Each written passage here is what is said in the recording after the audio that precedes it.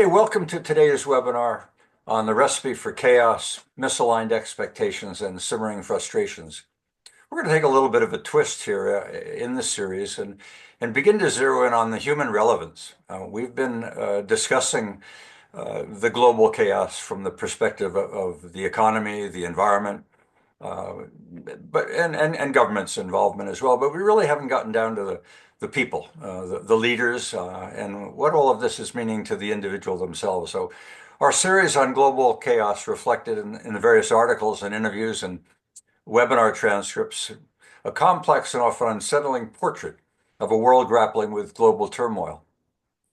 This central theme characterized a stark paradox that while humanity enjoys unprecedented technological progress and advancements in various fields, a simultaneous surge in social, economic, political, and environmental crises is fueling widespread discontent and a sense of impending crisis. Today, we're going to explore the topic further with Rene Rupert, specifically the role of leadership, people, and knowledge management. So welcome, Rene. Tell us a bit about your career and how you got interested in knowledge, well, let's say people management. People management first, or yeah, the knowledge management is probably a part of it. Um, I wanted to understand everything as a young boy. So I first started with chemistry, materials, and I ended being a small doctor in chemistry. Then, unhappy about that, I realized the companies, the organizations function in a way that is not always the way expected by people. You can read that in the newspapers. So I decided to spend 1 year at INSEAD, which is get the MBA there. And after that, I concluded I know nothing about the people. That was the last. I'm not sure, but probably one of the last corner I had. I went around across the universe studying relativity from Einstein and everything. I had been in the uh, in the banks and trying to understand what they were doing. Okay, it's fairly easy. And people, that's complete. It's a complete unknown.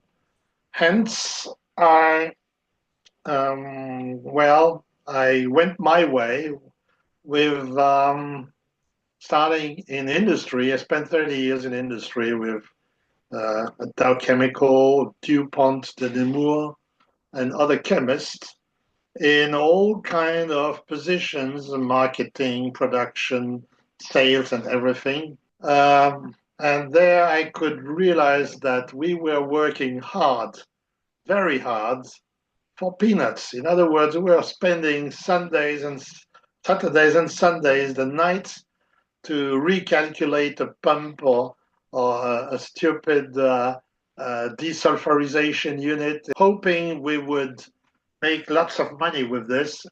I was completely wrong. I observed people was the difference. In fact, we working, all engineers working together a whole night, and we would save $500,000. And if you motivated people, it would be $50 million, avoiding accidents, uh, being made aware that there is a problem on Unit 22 or at this place. So avoiding accidents or becoming all of a sudden much more efficient. So that was a big question mark, and I survived the 30 years with no clear answer. I became general managers of three companies, one after the other, and which were in bad shape. And I came in, and I was told, "Look, your mission is to get the financial situation better." I did nothing, but after 2 years, all problems had vanished, and I hadn't understood what I did in particular, nor anyone probably. But I went to the next company. That was all in Switzerland, by the way. In other words, in Switzerland, you have an easy start because people are not going to go on strike very rapidly. They listen. They are well trained, but if they are not motivated, they do nothing. That's the same than in France or in Canada or in Germany or anywhere else. So soon I understood that I had the capacity to motivate people without doing anything. I like that. Anyway, what happened is in KPMG, someone noticed, an auditor noticed that companies in bad shape. Here comes Rene, and 1.5 years later, everything is okay again, and there is no investment whatsoever, no training, no new machinery, no nothing. Just Rene is there. That's all. And I thought myself, I think I'm a kind of um, doctor, medical doctor for companies. Where and why, no idea. But in fact, I got a huge help when KPMG in Zurich said, Renee, we would like to offer you the job of change manager. Because obviously you do that. They told me I can do it. I said, I'm not a psychologist. I'm a financial guy. I'm an engineer. I can't accept this job and this responsibility. But they insisted. And you know what came out? I So met you Satellite let California. me interrupt you there. So you equate Yeah, knowledge management and change management, or not that they're synonymous, but the link between knowledge management and change management and management, it's the same thing. Yeah, it is. I see no difference in managing change or managing knowledge. I mean, I make a difference, but that can be discussed. I make a difference between knowledge management and knowledge sharing. In the end, if you consider knowledge management is only the technological part of putting information, classifying information, and getting silos and computers and everything. That's what we had uh, in most companies, like DuPont, for instance. In research, they were managing knowledge, but they were not. They were doing nothing about knowledge sharing. And to me, frankly, if you manage knowledge without making sure that it's getting shared, I mean, it's pointless. you it's, put an emphasis on the people side of the equation, and you talked about your experience in your career of being confronted with organizations that put the capital on into their equipment, into their machinery, and you invested in human capital. That seems to be the primary differentiator between you. And I noted in our discussions how frequently we've cited the distinction between North America, where the mainframe was everything, and then the shift to the handheld. North America was addressing knowledge and change management by introducing new machinery, or maybe causing the need for change management and knowledge management. As the it's, computer emerged, as information technology became the aid to knowledge management. But in Europe, or the emphasis seemed to be cultural, but more on people, teams, social relationships, retraining, conveying knowledge, and, and looking at knowledge management from a people perspective. Am I getting that right? not quite. If you look at me as a representative of Europe, you're wrong. A part of my family is American, US, and another part of my family comes from Austria. Okay, I would say that those that you dream of are probably the Swedes. In Scandinavia, there is a different philosophy of knowledge management, and there is great respect for people. In the South, and the South starts with the North Sea, already England, Holland, they're rough and tough. The Germans, they are maybe a little bit softer, but not quite. And in Spain, or in France at least, people don't exist. In Spain, maybe that's probably a good place, and Portugal, but Italy, Greece, and so people are not really regarded. They are probably disregarded. And I would say, having lived in the US and on this side of the water, I would say the real difference is between the North countries. I don't know so much about Finland, but Sweden and Norway for sure, and the rest of the Western countries, including North America. So Maybe I'm not quite sure. I'm not an expert of cultures, but as I told you just recently, I started my career in Sweden, and I was amazed to see how well I fitted into their philosophy.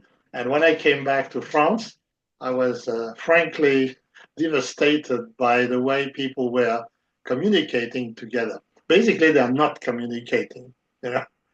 For instance, if I send a letter, there is about 50% chance or close to that a North American responds.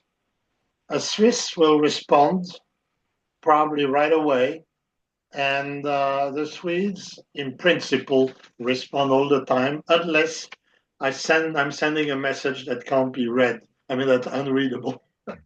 That's then the problem is here, you know. But otherwise, I will always get, or more likely, get an answer from Germany, Sweden, Switzerland, England, maybe. And in France, you just send 10,000 letters, you don't get anything. okay, Unless they need you. And yes. so let's. So, I'm going to shift gears a little bit, and in that I've been arguing that advances in technology, now including AI, will initiate a displacement of the professions that is knowledge and that have the knowledge and have had exclusive rights of practice. That'll be history. What's your view? I don't think so. I think that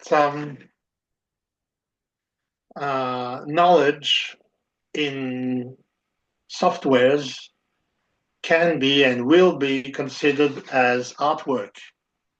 Uh, so there will be, I'm sure, AI helps and let the leaders, I mean, the decision maker, uh, goes much faster. In other words, he saves out of 3 weeks, he will save 20 days. And on the 21st day, he has to be there and listen to what AI is telling him. Basically, AI is a kind of machinery in the forest that goes in front of you and makes the path visible. Then it's up to you where you put your shoes. I see this rather in this way. So it will never replace completely and decide for yourself automatically. That would be frankly dangerous. Okay, so Okay, it depends, of course. It depends on the circumstances, but it could be very dangerous. I think it will help in the sense that it cuts 90% of the work. Uh, okay, so AI is simply one of the forces and sources of change that we've identified in this recipe for chaos. How can organizations and people adapt? I mean, that's really what you've been zeroing in on in how to yes. manage change. What do organizations and people themselves need to do to remain relevant or better to succeed? Okay. Well, I will. I have a different vocabulary than the usual one, but anyway, I try to use the ordinary and common uh, vocabulary. It's a matter of culture. Now, in about 25 years ago, when I wanted to map culture, I could see that it's not feasible. You know, culture has 1,000 parameters, so you forget about it. and I reduced culture to mindset. Okay, the global mindset or the usual mindset in an organization is very close to what many people call culture. But culture is too vast, too large a concept to be a management tool, for instance. But mindset can be a management tool because you can map it. And as soon as you have mindset on the map, you are you can decide and you can see what's happening. So on my maps, I can see all kind of mindsets, and some mindsets of organizations, existing organizations, are obviously fixed mindsets. Mindset. I have achieved what I wanted to achieve. I won't move any further. I don't want new things, no change, no knowledge management, nothing that can be new and disturbing. I'm used to produce screws, and I will produce screws further. Okay, that kind of mindset. And there are organizations that are much better prepared for change. And that's when, for me, mindset is the combination of what the people are dreaming of, their aspirations, and the response of the organization where they work, um, telling them you're okay or you are too low, not achieving anything. And that's, of course, a negative perception. So if a company wants to keep afloat, to Adapt. stay, Adapt. they have to adapt. Now, who can adapt? Those who can adapt are those who are using autonomy, using influence where it makes sense, and that supposes two things. First, their aspirations must be I want more influence where I work. And second, the management must give this influence. They must give the possibility to take influence. In other words, it addresses three parts. Part one is the employee. He or she must appreciate influence, autonomy. They must be open to new things. That's one thing, that's the aspiration. Perception, they must perceive that their management is giving this autonomy or this influence, permitting the influence. So you have managers that are quite open and talk to their people, and they see that their people listen to them. And if they listen, they in fact give them some influence because the employee can react and say, boss, why don't we do this in a different way, and so on. This distinction that you're pointing out really zeroes in on a concept that I think we both explored at great length, which is learning. The organization that's maintaining the status quo, the individual who does not want to do anything any differently, both of them seem to be resistant Learning. of learning, and learning seems to be the common feature that the leader wants to help his organizations continue to learn and create or inspire learning in its staff. Am I getting that right? The third partner to the story is the state of the art, the market. If you are in a given business and everyone is, for instance, working in agriculture by hand, they're doing everything, no machinery, everything by hand.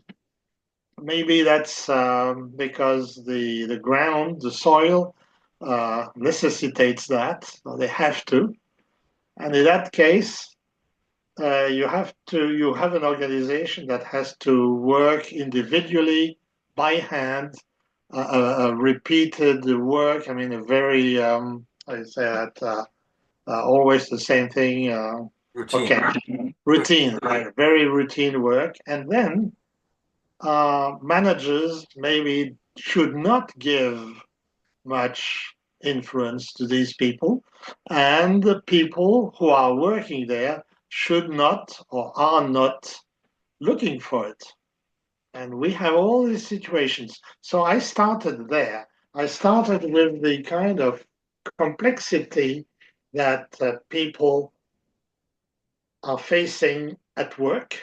In other words, a very, very routine work. Now, you don't want to employ in these kinds of jobs people who are looking forward and want to grow, because you know that, let's say, let's put ourselves in 1930, uh, stamps are there and they will be there for another 60 years or so, you know. Okay. So you want people who have no aspirations for influence. You have managers who do not give influence, otherwise they have cows. And you have a process that is perfectly fitted to that. Now, this exists still on the planet, but not too much. And I have defined 5 levels. The fifth level is I want to do everything by myself. I want to be the president in this company and decide everywhere and everything. Okay, that's the extreme. But the number two, after number one, which is at the bottom of the pyramid, number two is a kind of a medical doctor who sits, an expert, let's say, who sits in room 331 at the end of the corridor. But and his wish is to treat patients. By the way, I'm repeating something that was published by Accenture. Accenture saw 4 levels of complexity, and I could send you the original of their publication. That's probably about 20 years ago. Um, the number level 3 is a team that is managed by a person, a boss, and the level 4 is, at least that's the way how I define it, is a college of people. In other words, you have 5 or 6 people. They don't need a manager. They discuss together long enough until they find a good decision. And 5 was the Napoleon, you know, on top of that, who wants to decide everything. Okay, so I can give you, okay, I can send that because it has been published and it hasn't been taken seriously by the trade. I went back to KPMG at that time, telling them, look, we have the beginning of a tool to do what you wanted me to do in the year 1995. They wanted I run change, and I said we don't have the tool to do that because we know nothing about the way people function. So you've identified styles of leadership. I mean, there leadership. Some have said is you're born a leader, or the situation creates the need for leadership.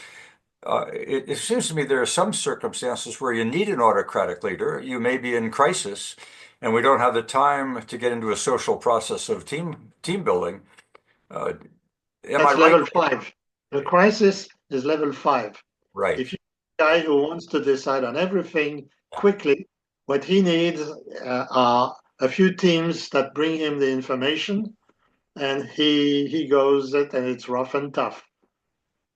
So the right leadership needs to take into consideration an alignment of that leadership with the circumstances of the time, and needs to also Absolutely. ensure that he's got flexible staff, Right. agile Two enough in things. order to handle those different circumstances. Well, the manager somewhere must understand the sort of project he is giving to his people, His mission. his mission, right? And he must realize, okay, is my mission on level 1, 2, 3, 4, 5, you know? And then, do I have the right people? And maybe he can train them and that's my job. In fact, it was my job in KPMG to try to push people where they can be efficient, and that's not easy because usually most managers don't know why they are managers. Frankly speaking, they've been they tell me very often. My boss told me I should take this mission, so I must be okay with it. Ah, he has no idea neither of the complexity of his job nor of the capacities of his people. Okay, so recognizing that we appear to be in an environment of some chaos, one is going to expect leaders to be somewhat more necessary right now, given that they need to identify just what the mission of the organization is to mitigate and or capitalize on this chaos. Where does ethics fit in all this?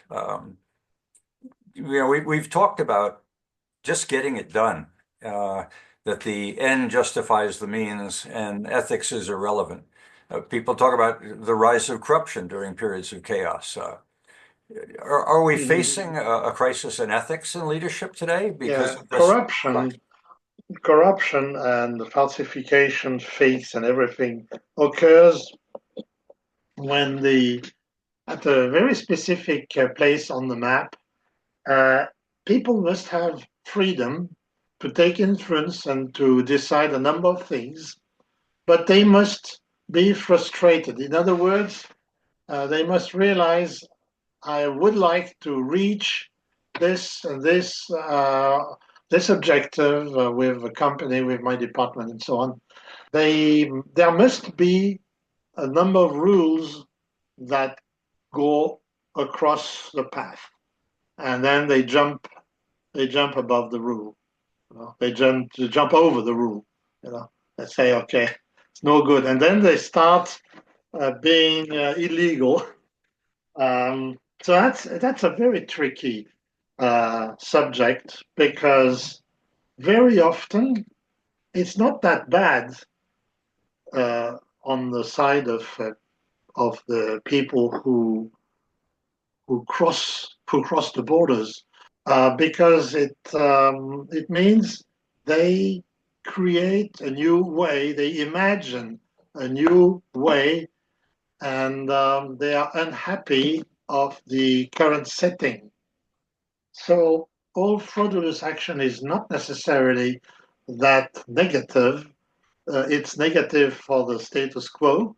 But if you look into the future, you may learn from all these people who who don't hesitate to go the correct legal way, but I would say they go almost a legitimate way. Their invention is legitimate, although not legal. And that happens quite often. We're facing that in spades today, where AI is moving at the speed of light. I mean, a million subscribers within the first day. We're talking about new technologies in the realm of AI and whether the staff are being involved, whether IT and HR are working together, whether they're slowing down enough to allow the learning to take place. I mean, we're involved in a world of change. AI isn't the only one, but where it seems to me more than ever before, this is a challenge to leaders to figure out how to make sure their staff and their organization's mission are aligned as they change in the face of competition and emerging technologies and knowledge management. And the funny thing is, if you are totally aligned, you are paralyzed. Okay. No, So, that was the point I made you earlier. Was does an alignment simply mean we're all happy with the status quo, stay put, or leadership's role is to stretch the organization but not rip it? right. I mean, at the speed that man can handle. Yeah. Well, that was And one of the points of advice I got when I was into consulting is, Perry, often you have insight far beyond what the organization is ready to take on. You are ripping rather than stretching. And that was advice well taken. I mean, I had to compete and I had to make sure that the customer was satisfied and also capable of instituting the change management plan that may have been laid out. I can recall an engagement with the Alberta Chamber of Commerce where they were asking in the midst of e-commerce what they as an organization might do for the retail establishment. And I and they I got it wrong. They nixed my plan, developed with the CEO, got rid of the CEO, because that plan was, in fact, only instituted 10 years later in the face of e-commerce because they were driven as the power of the board emanated from the retail establishment, which really wasn't ready. Right. As as soon as I became general manager, these things were coming to my desk. Yeah. As long as you are working as a middle engineer and somewhere the lower the better, because you're not facing paradoxal situations. It's good for the company, but it's against its own rules. Well, and So it's it's not just you know, right? it's not just companies. It's schools, it's hospitals, it's governments at large, it's corporations, it's entire industries. So I'm gonna shift as we come into wrap up that whether we're talking change management or knowledge management or information management, we've been stressing the need to empower.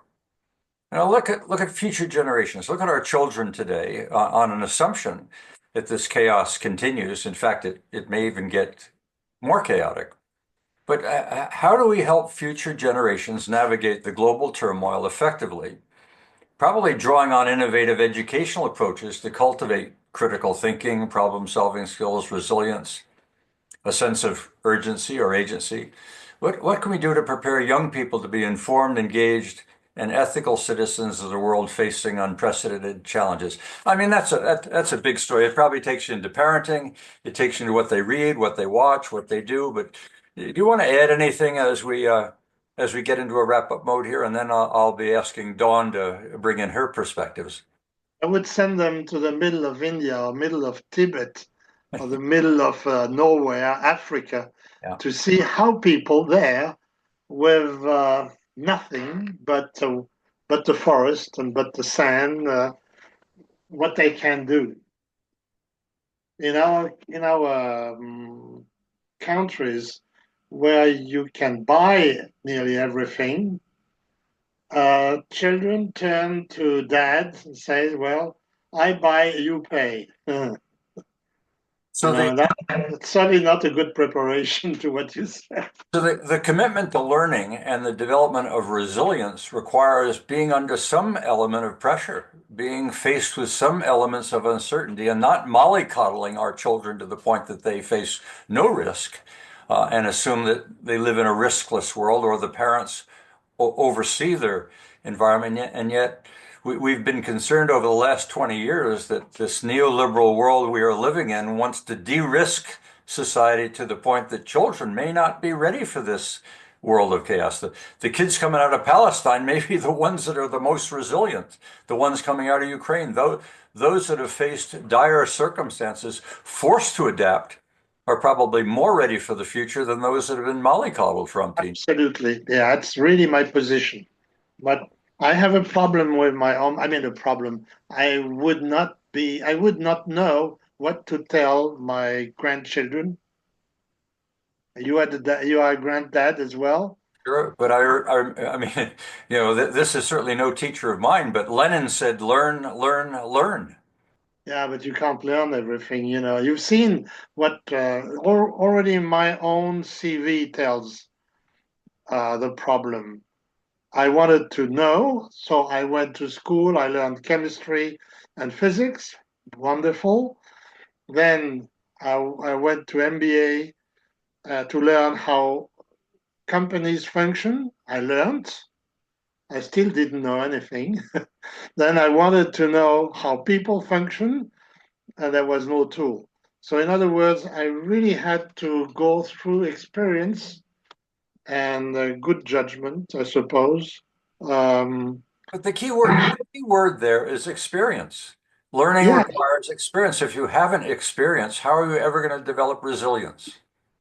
I mean, uh, biologically, your adrenal glands need to pump up and be healthy. Adrenal glands don't develop unless they've been exposed to some degree of trust. And if you haven't been exposed, you are highly vulnerable. absolutely. So kids that Yes. spend their lives on Facebook on an assumption that they can become resilient by living in a virtual world, they got another thought coming. Well, it's a complete dream. Probably they will have a hard landing Um, Look, they're facing a hard landing after COVID, where they've been locked up for 2 years, have not got the social skills that their predecessors had, and are now facing challenges and criticisms in the school system. And they're now we've got a dire rise in mental health issues among kids because they haven't had life experience for 2 years. I really have to give a lot of thinking, a lot of thoughts to this question because I'm faced every day. I'm wondering, my author is 16. He's saying, okay, you know everything. Tell me what I should learn at university. No idea, because whatever I say may be completely wrong, misleading. I Yeah, have probably two or I'll, three vague rules, okay, but that's it. You know. I'll give you a tip. I'll give you a tip. Learn. Go to university and realize it's not the content, it's learning how to learn that becomes the Okay, vehicle for the survival. method. Yeah, learn a method how It's to it's a learn. process. It's a Yeah, process.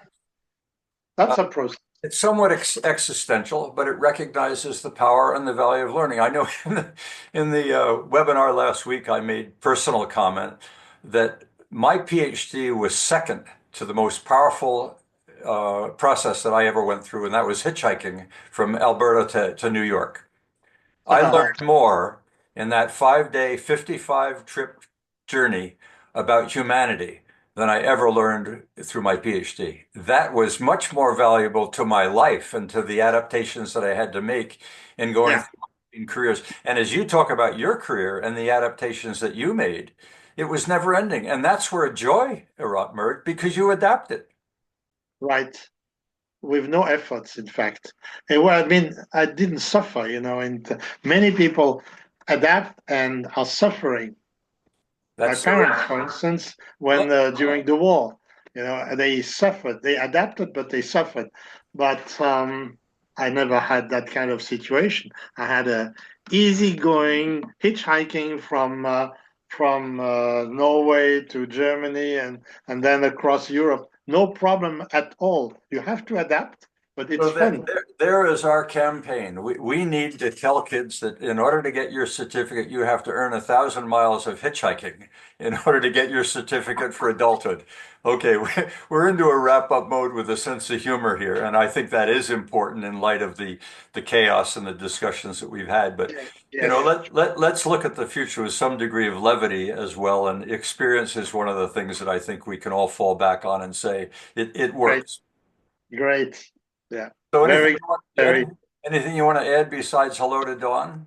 I'm fine. I think we said many things. We have to let that get to the ground and see what's left and what's would be interesting and very special. Right now, I think it was very interesting, funny, and well, we'll do it again. Don't Okay, worry. well, I want to say thank you, Rene. Welcome. I look forward to future discussions, and I'm now going to turn the discussion over to Dawn. And Dawn, let's get your perspective on this very important topic. Okay. Thank you very much, Eric, for Okay, organizing. okay, your turn, Dawn. Bye bye.